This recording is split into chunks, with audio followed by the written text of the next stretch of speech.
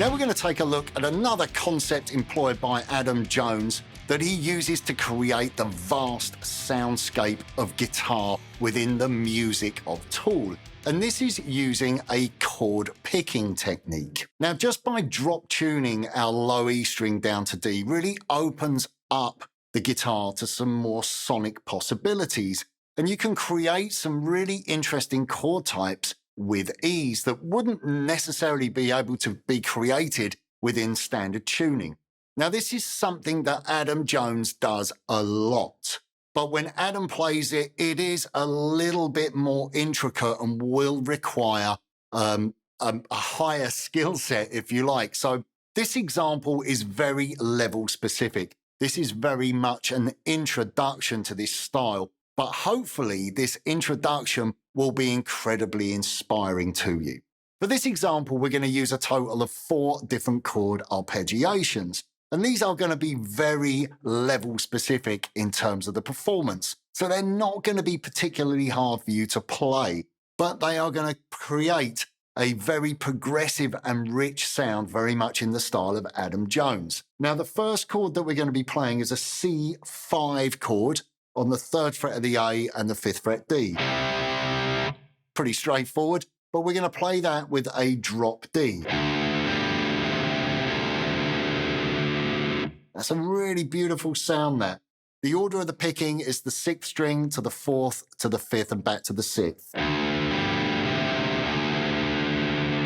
So that chord is a C5 with a D in the bass. The next chord is our power chord with the added 9th extension. You're going to play the 2nd fret of the D, but utilize the open low D, or the open 6th string, and the open 5th string. And we're going to play the same chord arpeggiation.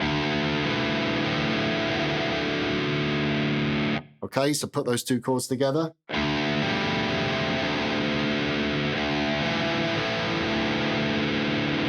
Okay, the next chord is going to be an F5 power chord with an added 6th. Sounds like a complicated chord, but it's incredibly straightforward. You're just playing the 3rd fret of the bottom 2 strings and utilizing the open D. And you're going to play this picking pattern. Okay, so that's the 6th, 5th, 4th, 5th.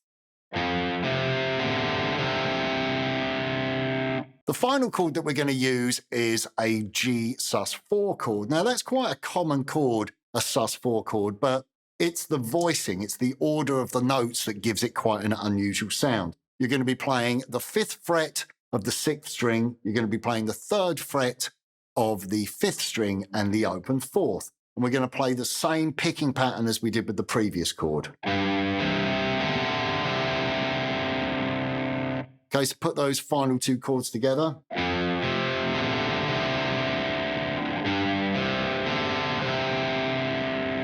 Now let's put those chord arpeggios together to form our practice progression. Once again, we are using a 6/8 time signature, and the picking for this, you are picking on the first 4 counts of your 6 count. So 1, 2, 3, 4, 5, 6. 1, 2, 3, 4, 5, 6. Really make sure that you observe the 6/8 time signature and really aim to keep the chord arpeggios consistent and in time.